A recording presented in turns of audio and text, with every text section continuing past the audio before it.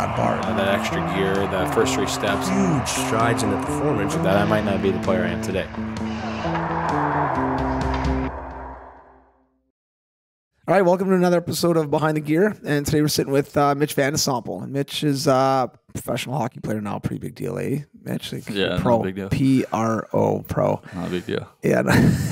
But Mitch is with the New York Islanders organization and native of London, Ontario. So kind of born and raised here in South London area, right? Yeah, Old South. Old South, that's right. Born and raised. That's right. Not South London, sorry. Old South. Yeah, it's Old South. That's right. Not That's South where the London. money. That's where the money is. I kind of asked this question a lot of the guys that we've talked to, but when did hockey start for you? Like, I mean, growing up, I know your dad was an athlete, obviously, and I think he played a little bit and still plays a little bit of men's league, which is where you're going to end up when you're done playing pro. But I already play that. yeah, exactly, in the summers, right? But yeah, at what age did your dad put the boots on you and kind of get you out on the ice? Was it a young age, or was it just kind of happen? Yeah, I think it was younger.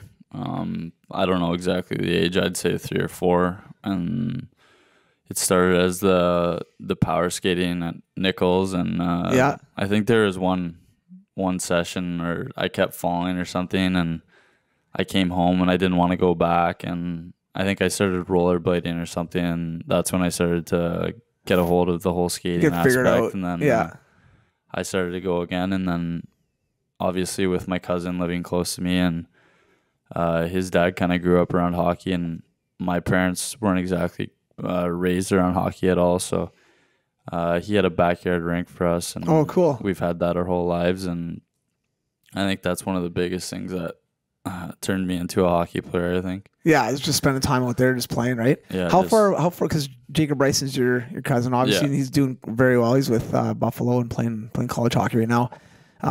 But where? Yeah. So how far away is he from you? Like talking the street over? Like growing up, Yeah. Was he really close as far as it was proximity? like a 7-minute walk. No worries. Just throw. Now he's like a 2-minute walk. Oh, he moved It's closer. like 10 houses down. Just can't get We away live from on the it. same street.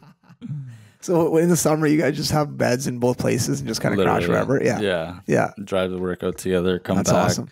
And we should give a little shout out to Jake. I mean, he finally got his license at 27 years old, which Yeah. is great. After 5 years, he finally got his G1. No, he's younger than that, but yeah, he finally got his license. That was a big joke this summer that he finally manned up and got his license. Ridiculous. And then, like, hey, Jake, you been driving a lot? No, I still don't drive. Mitch drives me everywhere. I drive everywhere.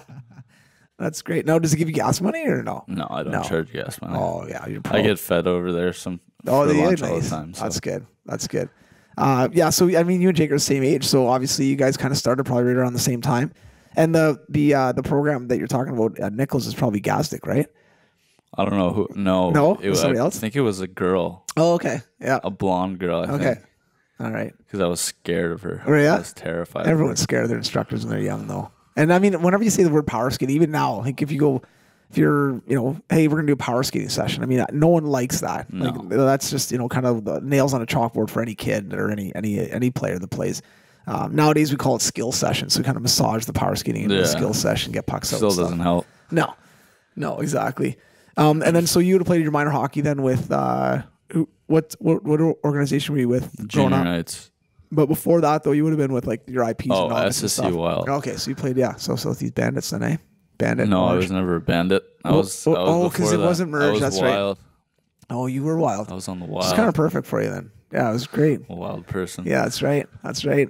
And then on that Adam age when kind of you could try out AA, AAA, is that right away you and Jake both jump in AAA right off the bat? Right off the hop. Minor Adam, I think. Yeah. We both tried out. We both made it, and then Yeah. Wasn't a lot of kids stayed there for the rest. Wasn't a lot of kids that year, so that's why you guys made it. But yeah, that was it. but you guys were basically part of that core that kind of played all the way up, right? In that 97 age group with Yeah, I think there was. I don't think we had that many guys that played all the years together. There was come maybe the end like though, you guys had 6 or 7 maybe. Yeah. But yeah, there was a lot of new faces over the years. Yeah, but come the end, like the Bantam and midget years, you guys had a solid team, man. That 97 age yeah. group was real good in this area. And I think a lot of that has to do with you guys had a lot of good guys involved. Like Dave Warren was involved, a lot of the fathers that were involved. But they did a lot of extra stuff, man. Yeah. You guys did a lot of extra skates. You played in spring tournaments. You did a lot of things for development. And a lot of times, people always say, "Oh, Gretzky didn't do privates, and Gretzky didn't do skill development." Gretzky spent every minute he could on an outdoor rink, right? And I mean, you kind of went through it. How nice is that to have that in your in your neighborhood or in your cousin's backyard, where after school you guys just spend hours out there just messing around and playing around? Yeah, it was amazing. We'd get home from school. If we had practice that day, we'd go and practice, and then even if we practiced, we'd come home and sit outside for 3 hours on the rink, and then until the ice was too chewed up to skate anymore, and then go inside. Jake's dad would put a flood on it, and then we go back out, and our parents would sit outside and watch us and bring us hot chocolate, and we'd do that every day. Oh, it's great, man. And probably like lights set up and everything. There's mesh, there's lights. It was awesome. Oh, it's good. He still does it, so. Oh, does he really? Oh, it's cool. Yeah, because I guess Jake's got a younger sibling, right? Younger brother, and then my sister. Yeah, cool. Oh, that's really cool. It's such an advantage to have that, though. It's pretty fun to be able to jump out there and play and have a good time on that for sure. And then, I mean, going through minor hockey and stuff, obviously there was a big push on skill development. Like I said, you guys did a lot of extra stuff.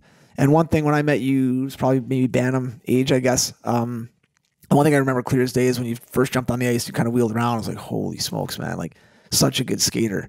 And I think a lot of that is probably attributed to some of the technical stuff that you got as a younger kid, but also just being able to work on it and practice it, not knowing you're practicing it, but just playing. Because Jake's an unreal skater as well. Both you guys are phenomenal, and that's probably your biggest attribute. He was never like really good when we were younger, though. No, No, and he's always small, little guy. We watched a video last summer of like one of our games when we were younger. Brutal. Oh my god, just brutal. His feet were moving so fast because they're so short. It was hilarious. Jake's funny, man, because he was definitely a later bloomer, obviously, but he ended up growing and fine, fine size now. But he was tiny, man. I remember watching him play. He looked like a hamster running on a wheel. It's hilarious.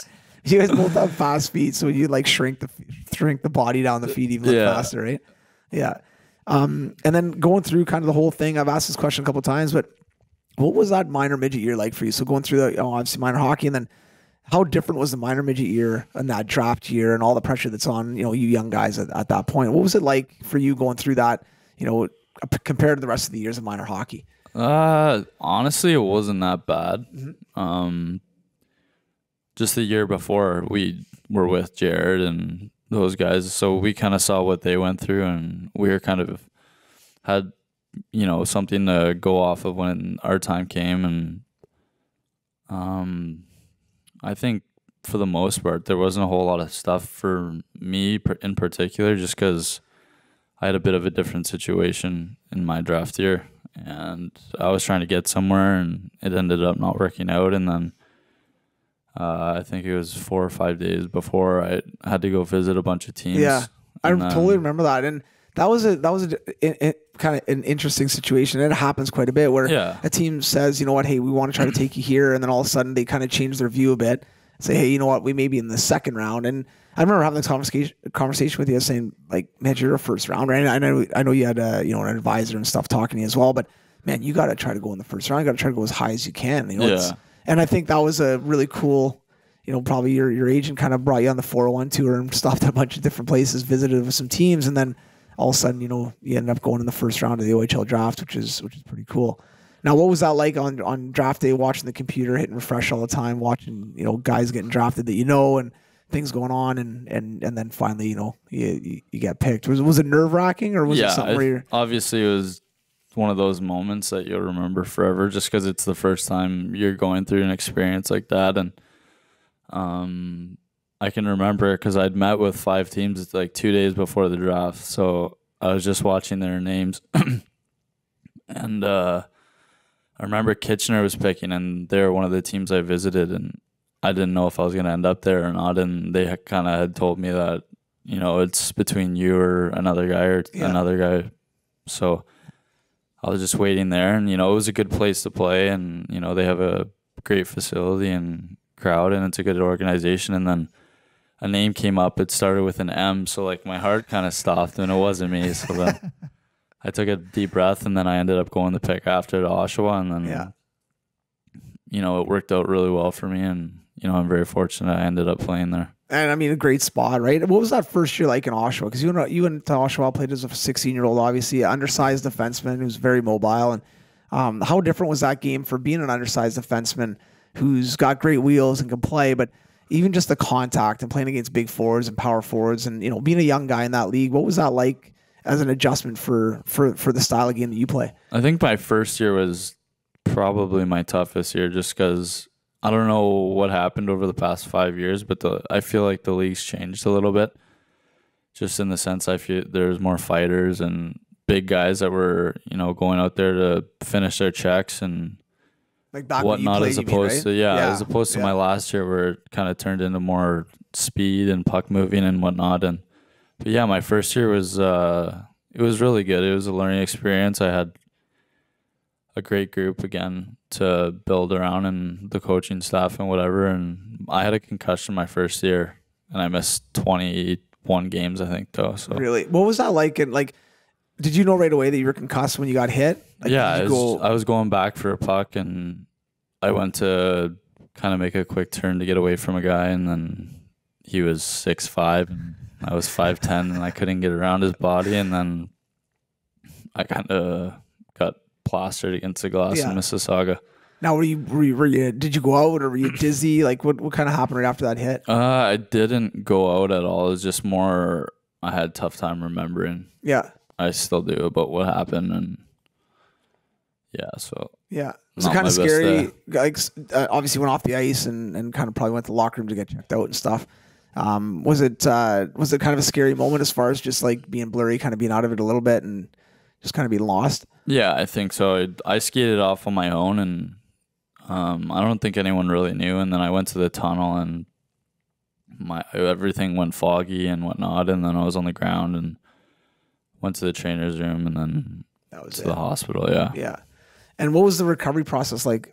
Kind of, because I mean, concussion is a big word right now. Obviously, minor hockey and sport in general, and it's one of those things where it's not taken lightly, which is a good thing. If a kid gets bumped in the head, you got to double check and make sure he's okay. And but what were the symptoms like after for you? Was it headaches, and did you have to be kind of in a dark room, no devices, things like that? Was it? It's literally brutal. It's the first 2 weeks are literally the worst because I went back home. So I was in Oshawa, and then I went back home to London, and I literally spent 2 weeks in my room without my phone. Really? Lying in bed. Couldn't stare at a screen. Like, I'd try and watch a movie or something. And just headaches? You get headaches, and it's not fun. So, it's 2 weeks of just sleeping and whatever. So it sucked. Yeah, no doubt. And then after those 2 weeks, kind of things got a little bit better, I'm assuming, and you can kind of, navigate a little bit better. Did you end up staying home longer? Like after the 2 weeks when you kind of started feeling better, you went back to Oshawa? It was 2 weeks at home, I think. Yeah. And then I went back to Oshawa. And then I think I just went through the normal protocol of, starting on the bike, like a leisurely bike ride through a park and then all that stuff. And then I think they kept me out a bit longer just because I was younger and they didn't want to take any chances with me. Which is smart, yeah. Yeah, and that was fine. And then when you went back, like after that concussion, when you went back, obviously you're symptom free.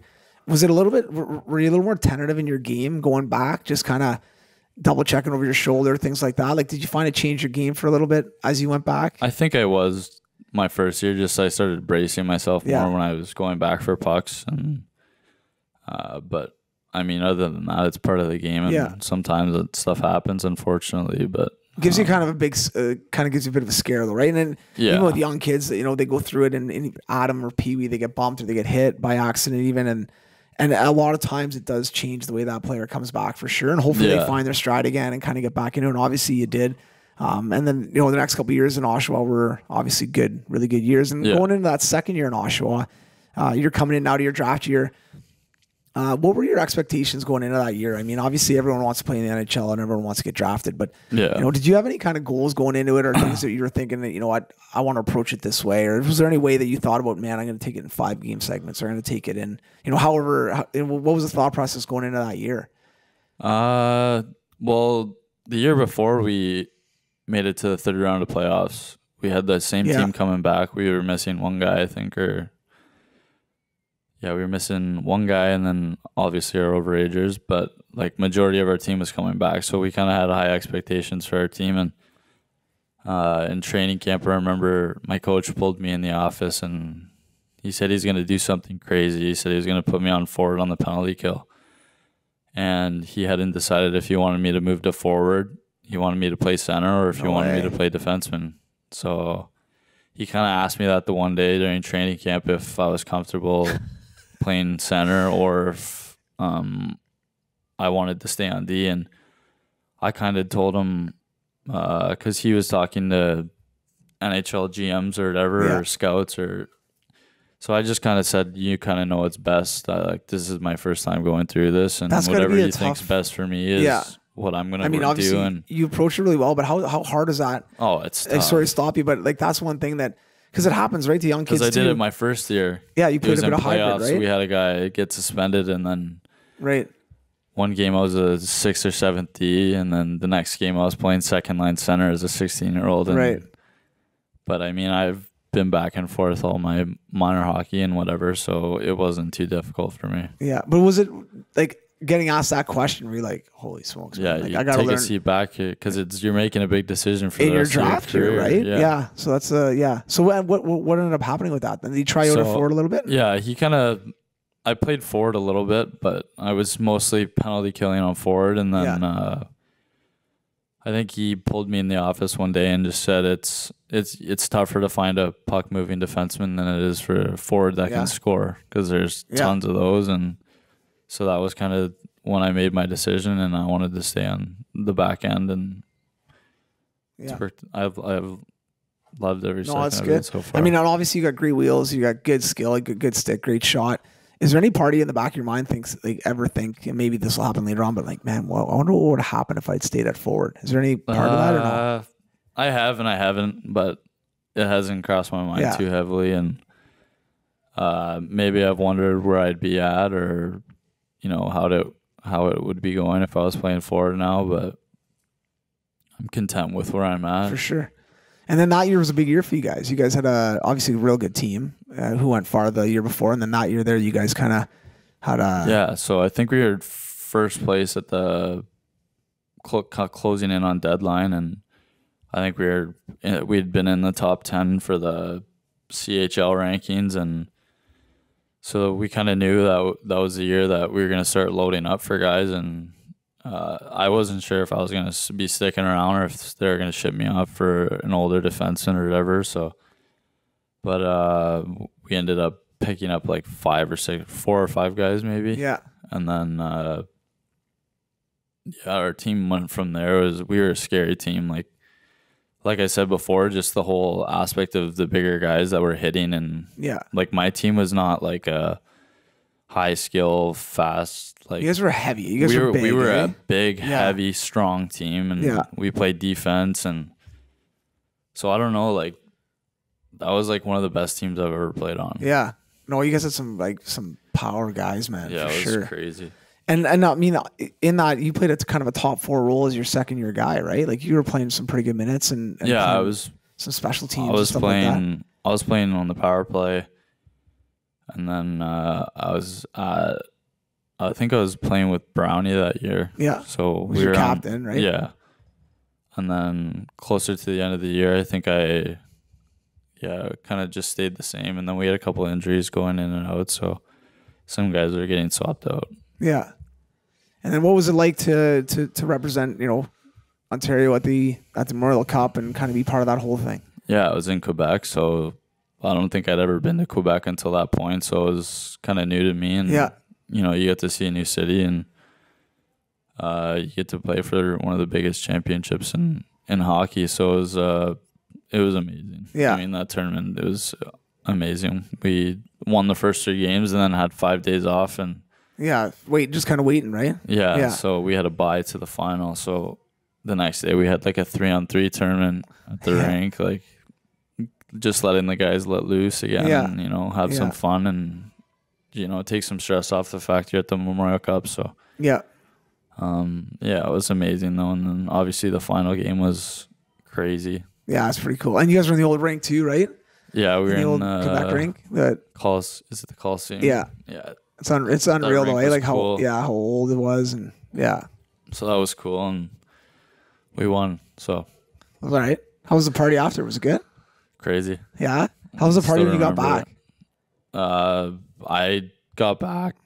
We flew. So we went out that night, obviously, just whatever, and had our fun, and then flew back at 7 the next morning. No way. We probably got back to, I don't know what time we got back to the hotel, and then we had to be up at like 7:30, and then we had to catch a flight back to Oshawa, and then we had our whatever for the fans. Yeah. I don't know, whatever it was called, the parade. Yeah. Yeah. So we had the parade, and then literally I packed a bag when I went home, and I had to go straight to the combine. No way. Yeah. Literally the next day.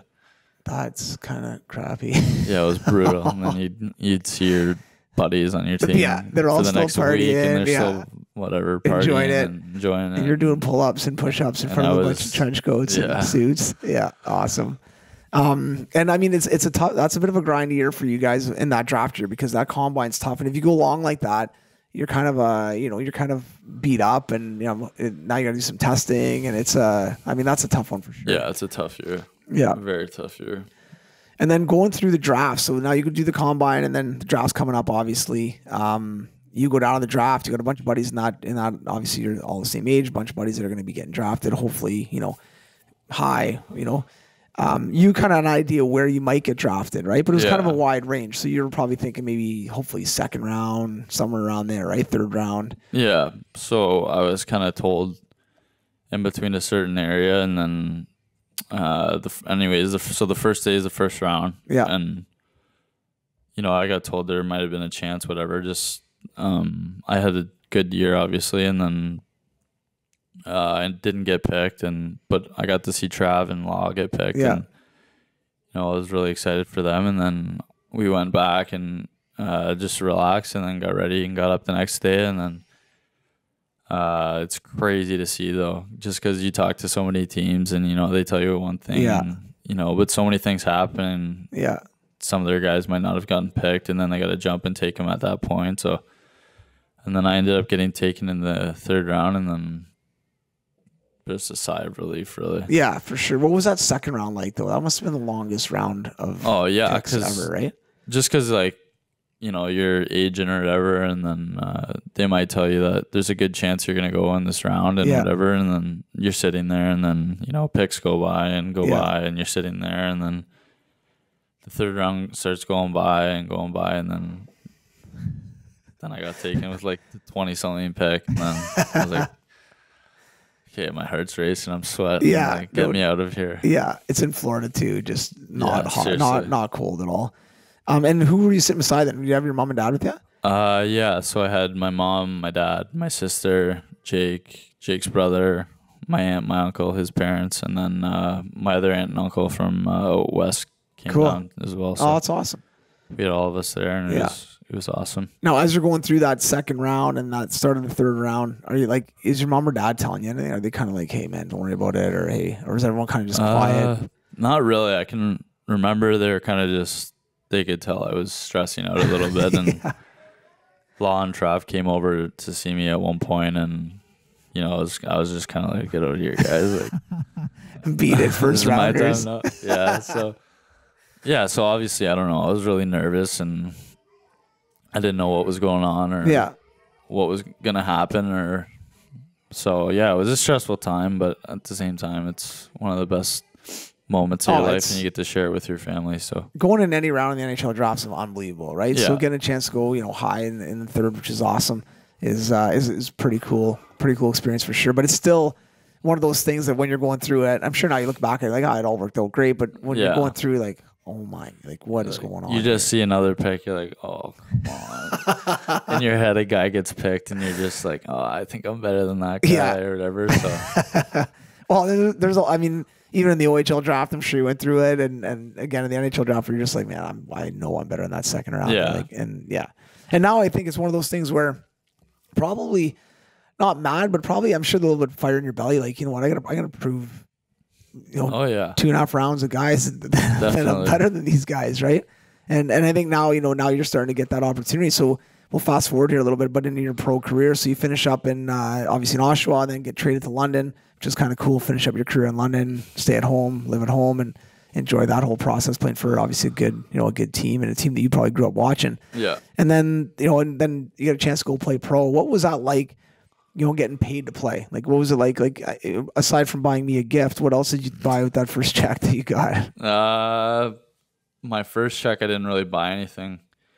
You just like put it under your pillow. Got it actually, no, I did. I got it in November, and I took like a bunch of money out, and I went Christmas shopping for everyone. Aw, that's nice. Yeah, so my first thing that I bought actually wasn't for myself; it was for my family and whatever. Just just the type of guy you are, right? Just it's for the people. Yeah, definitely. And then I ended up getting traded that year, and I came home, and then I was like, oh, maybe I'll start looking at cars or whatever, and then I ended up buying a car. That was the thing. Yeah. Okay. All right. Okay. What kind of car did you buy, Mitch? So I bought a Jeep Cherokee. Not bad. That's good. That's pretty good. Not a Mercedes or a Beamer. No, it wasn't crazy. And honestly, I wasn't looking for something like that. I mean, obviously you'd like to drive something like that, but for me it was just more something that I was going to enjoy and something that was practical for me. Yeah. So I ended up buying that. Well, you wanted something that would fit your wife and kids and stuff and your dog. Yeah, right? and my hockey bag and good in the snow and good on gas. There you go. That's good. And then so when you finally kind of wrap up junior and then go to play pro, go to your first piece, or not your first, but go to your kind of your first professional camp, as far as there's not really, you're pretty sure that you're going to either be playing in the NHL or the AHL. What was it like going to camp with all the big guys? Like when you're at rookie camp, then you go to main camp, you're going to be either playing on one of the two teams, hopefully, if everything works out well. What was it like going to camp with all these NHLers that are there and, seeing guys like Johnny T and these guys that are skating? Just, was it a little surreal? Was it? Yeah, definitely. It's still surreal. Like, you go there and you're maybe just one level down, but I mean, you see the guys on TV and whatever, and then next thing you know, you're on the ice beside them and you're going against them in drills, and it's a really cool moment, and it's just something you've worked for your entire life and you've dreamed of getting there, and just the opportunity, it's really amazing, and you just can't take it for granted and make the most of it, I think. Yeah, for sure. Now, like during a drill, let's say you got John Torres come down, one-on-one, are you kind of like, as you're done the drill, do you go over to him and say, hey, like, can I grab your stick maybe after this rep? See, like, you're thinking that, but you don't want to. Can't do it, eh? Things won't go well after that. So. No, you got to give a little cross-check, tell him to beat it, right? I remember last year I went against him, and obviously he's one of the best players in the league, and so you're getting nervous. You see him, like, lining up to go against you or whatever, and then you, like, stop him, and then you're just like, pretty cool. Check, please. And just leave the ice. Yeah, seriously. So, stuff like that, it's cool, but I mean, at the same time, it's that's where you want to play, and those are the guys you want to play against every night. So, just keep working until you get there. No, for sure. Is there anybody, like, when you went to camp? Oh, I know you've been to a couple of camps, since your draft, but is there anybody that when you went to camp, you're like, man, this guy is so much better than I even thought he was? Like, anyone stood out to you? I know John Tavares is one of those guys that is phenomenal on TV and is probably good in practice and works his tail off. But is there anyone else that you looked at and you're like, man, this guy like is bigger than I thought, or he's way better than I thought, or something that kind of stood out to you like, holy smokes, this guy's... So there's two guys that I was like really eye-opening for me was Letty. Yeah. So you just see that guy skate. It's crazy. Actually absurd. Yeah. Just as far as the speed or the power? I think we were doing like a one-on-one drill. Yeah. It was where like you start almost at the same point, and it's like a race down towards the other end. Sorry. And I think the forward like got like a step on him, and he looked like he was lollygagging, and then he literally took 2 strides and he just got really it was that quick, eh? Because those drills normally like, suck for D. Oh, right? It's brutal because you're like trying to like get out of the hole as quick as you can, and then trying to go straight back so you can get a decent gap against him. And like he's just so smooth. If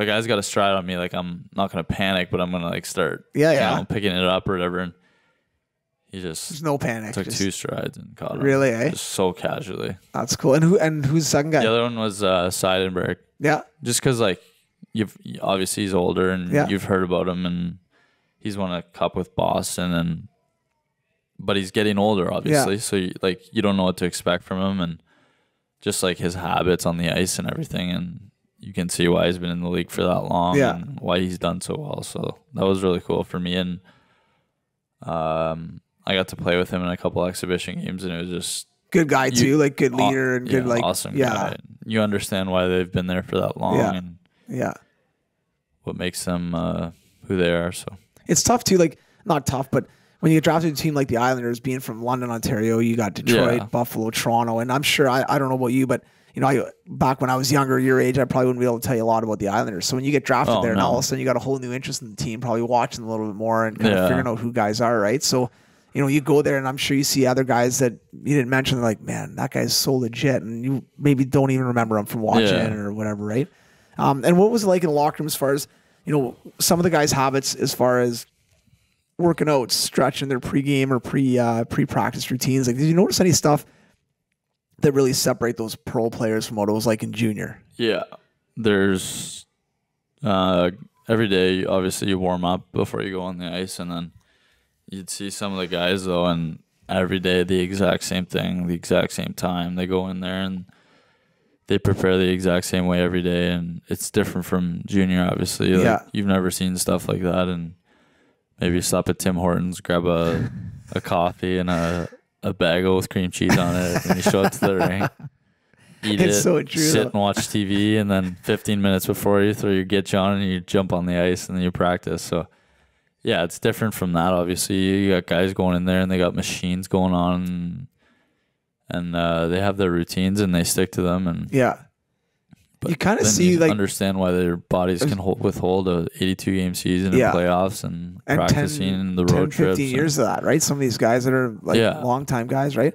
But it's probably pretty cool as a young guy going in saying, oh, okay. Yeah, so that's the reason. You're like first time going to camp, you see everyone, you're just like, so that's what you're supposed to be doing before practices. Yeah. It's totally true, and you always have your outliers that are your you know, your high end guys that are that 1% that maybe do still grab a bagel and watch TV and then go on the ice for NHL practice. But for the most part, the guys that are journeymen and you know, like I know from when Tavares was here years ago playing in London when he finished up, he was that guy even in junior that did workouts after practice, and you know, he was always kind of that he always had a routine, you know. And I mean, there's no secret as to why you can see why he's where he is now. Yeah, exactly. So following camp and stuff, you know, you end up getting told, okay, you're gonna start the year down in the AHL. What was that like as far as being, you know, a rookie in an AHL league, which is obviously a phenomenal league and a feeder league to the NHL? Were you nervous? Did you have expectations? Were you kind of in the dark on what to expect, or did you have a pretty good idea what was going to happen? I had no idea. So I kind of tweaked my groin in the last exhibition game with New York before we got sent down. So you couldn't milk that and stay up there with on the IR. No, so I went down, and then I had to get treated for like probably a week and a half, 2 weeks. So I didn't get to see any exhibition games or play in them or practice for our camp in Bridgeport. And then whatever, you're practicing with your team, but it's all the same guys that you've been, you know, in camp with for the past month. So, so you kind of don't really know what to expect. Obviously, you've seen that there's guys on your team that are, you know, they're men now, and so I had no idea what to expect going into a game, and it was in Binghamton, on the road, our first game, and I get there, and I remember I think I started the game, and I remember my first shift, and I think it might be a smaller rink, or maybe it just felt like that or whatnot. And I had one shift that was like 2.5 minutes long, and I had guys just body checking me, just forechecking me, body checking me. It was like one of the worst shifts ever. And you just got off, you're like, wow, like, this league is completely different. Like, it's a bit of a wake up call. And then from then, it obviously kind of got easier and easier the more you went through it. And but you understand why it's one of the better leagues in the world. Next to the NHL, obviously, and why they feed so many guys there. Yeah, no, for sure. So that was like your welcome to pro shift right there. That first. Yeah, I can shift or literally two. vividly remember pucks going over my head and guys just coming back to hit. And I literally would get the puck in no time, and I just get body checked, and then I was That's just great. out of breath and went back to the bench, and then yeah, it was I'm good, coach. not the I'm nicest good. awakening. Yeah, no doubt. But obviously had a good year, right? You had once kind of figured out your game and got comfortable and obviously could play your style. Had a good year, made the All-Star team as a rookie, which is pretty cool. Yeah, it was really good through and through, I think, for the most part for me. Obviously, a lot of learning experiences that come with it, and your first real taste at pro, and obviously the games are way more taxing on your body, and so you kind of just learn what works for you. And I was living on my own for the first time too. Yeah, I right. didn't have someone making my food for me and Yeah. whatnot, so it comes with a lot more responsibility. And I think it was a good year overall though, and just learning to build off every year. Yeah. How many FaceTime calls did you have home, like with your mom, God. just help you like make like rice? Because Or like make, I've potatoes never or- cooked before in my entire life. So like honestly, maybe eggs. Honestly, once how in a many while. FaceTime calls did you have home to your So mom I or would your aunt? call my mom at least once a day. I would call her at the grocery store. So I'd do you say, "I boil don't the know what to water get." first when you put the egg in, or do you put the egg in first and then boil the water? Yeah, seriously. And then I'd call her at the grocery store. So I'm like, what do I get for this? Or like I wanted to make something that she made at home or Yeah. whatever. So I'd have to call her then. And then I'd call her when I was making it. I'd FaceTime her while I was doing it. Oh yeah, I love it. Step by step. She's Yeah. helping me out. And then yours is done. It tastes like shit. Your mom's You're like, always good. "The Like, fu- what happened? what did I do to this Yeah. thing?" And Yeah.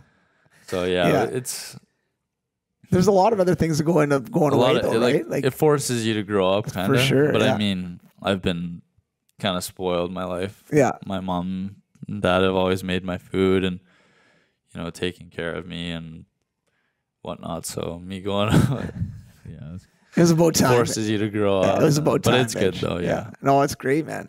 And if you look at all the levels, I mean, going from minor hockey to junior and then junior to pro, what would you know? What would you say the biggest differences are from the game of minor hockey to the OHL first, and then from the OHL to playing pro? It's all speed. Everything's fast, eh? It's fast. And skating and puck movement, Very shooting, fast. all that stuff. Because Yeah. so there's one time this year where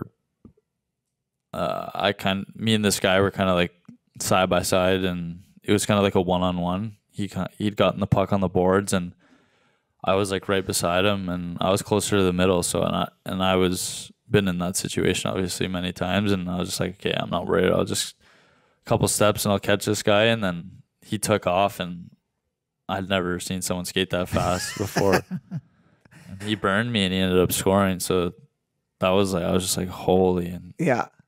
Little eye opener, right? yeah, Because I mean, you're because quick I'd always and you been take advantage of like that fact that I'll catch this guy. It doesn't matter.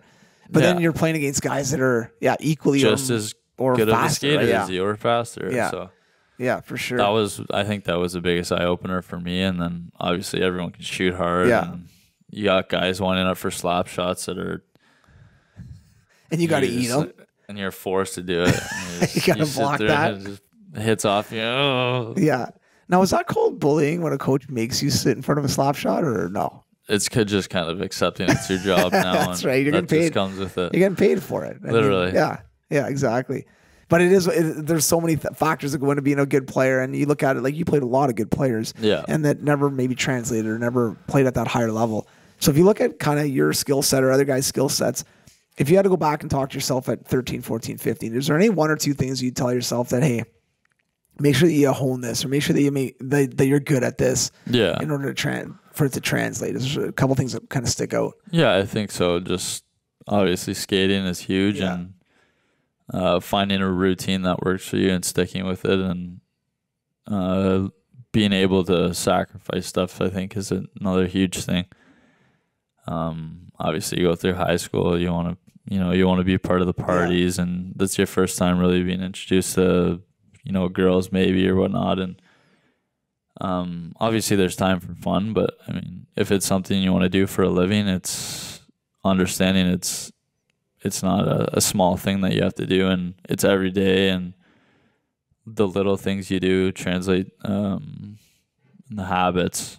It's the biggest thing, I think. Yeah. And I mean, you bring up a really good point on the sacrifice because, whether you're playing pro or you're playing junior, whatever it is, right? Especially at young ages when you're going through minor hockey, maybe there's a dance on a Friday night for your grade 8 school or your grade 9 high school dance, and you got a game on Saturday. Well, maybe you don't go to that dance, which sucks. And it's not cool, but you make those kind of sacrifices short term for long term because the parties and the and all that kind of stuff are way better as you're playing in junior, as you're playing in pro. So making some sacrifices along the way to basically, like you said, better getting yourself, that routine, getting that, better yourself, be ready prepare for those games. And I think that's a big thing too with a lot of young kids where kids fall off is getting into high school. And high school is not a bad thing. You got student council, you got basketball, you got girls, you got so many other things that you can get pulled towards. But if you do love, whether it's soccer, hockey, lacrosse, doesn't matter. Then making those right decisions basically. When that fork in the road comes to you, make sure that you're trying to choose the right one that is going to help further your career, right? And I mean, obviously, the guys like yourself that have you made some sacrifices. You probably missed some fun parties and some fun dances and things like that. But at the end of the day, would you give any of that stuff back, or would you try to take any of that stuff back for what you got now? No, not never. a chance, right? Like, not a chance. Yeah, I mean, for me, I don't want to look back one day and think, oh, I wish I would have done this, or I wish I would have done this. And you get one chance at this, and you have to make every opportunity count and make the most of it. I mean, like I said, there's time for fun, and there's time where you got to buckle down and realize that this is your life and this is your job. And you're coming into a time right now where you got to buckle down. You're going to be coming into camp here again, and obviously, I'm sure you have some expectations on yourself and some goals that you'd like to achieve here coming into camp. What is your mindset now going in? Now you've got not swagger, but you've been there a couple times now. You kind of know what to expect. You know a bunch of the guys. What are your expectations and what's your mindset going into this year's camp? Well, every year you go into camp, and obviously your goal is to make the team, and I mean that's what you go in willing to do every year, and doing whatever it takes. And I think that's obviously the number one thing is you go in there and your goal is to make that team. And obviously if you don't make it or they send you down, it doesn't stop there. It's not oh, I got sent down. It's not over. Yeah. Like anything can happen at any point, and you got to be ready for it. So, and that's a hard thing, I think, for a lot of guys out of camp, or maybe they got called up for a couple games, or maybe they start the season up and they get sent down. Yeah. You see it, right? You've seen it last year as a rookie, seeing guys come up and down. It's a hard thing for some of these guys to, when they do come down, they're pissed.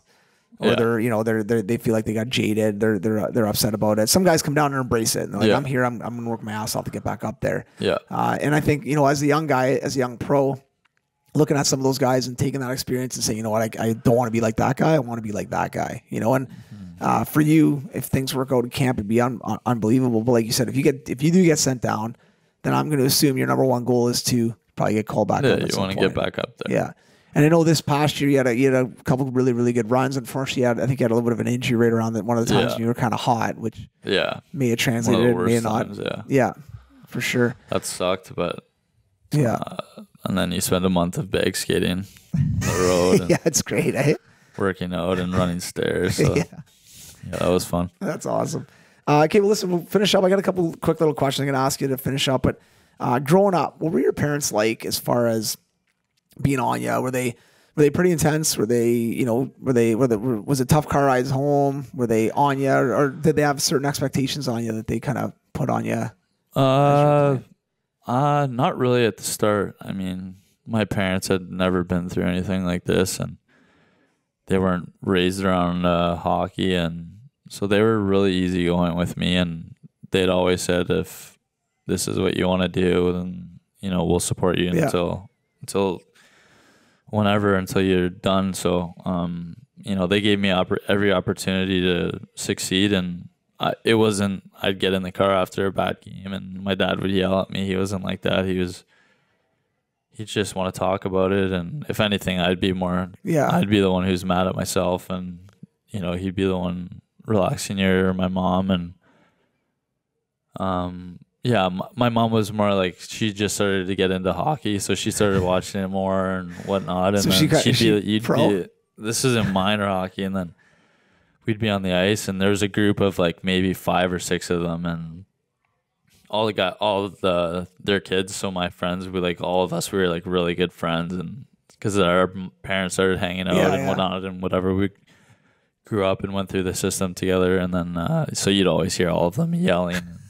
One of us would get hit, and then you just whatever. So that was cool. And then but yeah, other than that though, my parents were unbelievable for me looking back, and they've given me every opportunity to succeed and follow my dreams. So they've been awesome. Which is great. No, for sure. And is there anything else you like doing away from the game? So whether it be, let's just talk about kind of workout wise and kind of get like that routine we're talking about. But I know obviously you train hard and you skate and do skill stuff and scrimmage and things like that. But is there anything else that you do as far as maybe you jog a bit, or you ride the bike, you rollerblade, or yoga, or anything like that you add to your routine a little bit, just kind of help maybe get your mind off the game, or obviously contribute to fitness? But is there anything outside of the normal working out and skating that you do? This year, one of my coaches in Bridgeport kind of recommended for me to try something to see, because it was what he did, and to see if I liked it. So I just started riding the bike during the week, and like 2 days before a game, I'd like go high, put it on a high gear, and then you sit there and just sweat it out for like 15, 20 minutes. And I found it really helped for me, and then it was something I kind of stuck with, and then I've used. So I think that's the thing that I use and works for me. So then obviously the sauna and the cold tub and all that stuff. So cold tub's awesome, eh? No, it's terrible. Oh man, it's not the worst. Like 5 minutes. Terrible. Ever. Yeah. I started doing like 10 minutes. Yeah. Did you really? Yeah. It's actually not that bad. Once you get used to it, it's not bad. It's like bad for like 2 minutes maybe. And then everything goes numb and you can't feel anything. Yeah. Yeah, exactly. So it's not as bad. It's so good for you though, man. It's so good to kind of flush everything out for sure. And then anything else that you do here in the summer, like you do yoga, or do you go for long walks on the beach with your significant other or like that? No. It's not my thing. I'm not a big one for that. No. And then what about extra stuff in the summer? Like you get like get out golfing, or you kind of boat or college? Yeah, we kind of. So we got the group of us obviously that we hang out all the time, and golfing. Obviously, we try and get out as much as we can a few times a week, and then we go fishing at Trav's place once in a while. And we're really big into escape rooms. Oh, are you really? Yeah, no way. We were big into those this year. And, now, would that be considered an extracurricular activity? I think so. It keeps the brain working. That's true, yeah. I'd like to see you goofballs in an escape I think room. so. It's Jake, Max, Jordan, and Trav. And like kind of whatever, we've broken to different groups, whatever, when people are gone. But I think we've done almost everyone in London. Have you really? Yeah. Like, have you had any rooms where where you guys are just like who gets the scaredest? Like who's the guy who's like just kind of funny story. So this summer we actually did one in the new place, the factory or whatever. And there's this last room, and I mean I don't want to spoil it for anyone that wants to do it anyways. So it's a pitch black room. Like there's no lights. Okay. Like and whatever. You can hear some crazy person talking over the microphone or whatever in just part of the room. And I kid you not, all three of it was like pitch black. Like you cannot see a thing. You don't know what's going on. And all three of us, it was Jake, Max, and myself, and we were literally hugging each other against the wall, sweating, like freaking out. Like I wish they had video of that. Oh, that's what I said. I wish there was a video of it. That's amazing. Whatever, but it was terrible. It's good. It plays with your emotions a little bit, right? Yeah. Brings out that soft side of you guys, you know? Yeah, good seriously. buddies. There you go. Oh, that's great, man. Well, listen, I really appreciate you popping by today, and it was a lot of fun to catch up, and we'll have to do this again maybe after your next season and see. We'll see. See how you can tear it up. Yeah, I'll talk. I'll have your people talk to my people. All right. Thanks a lot, Mitchie. Awesome. Take care, buddy. All right.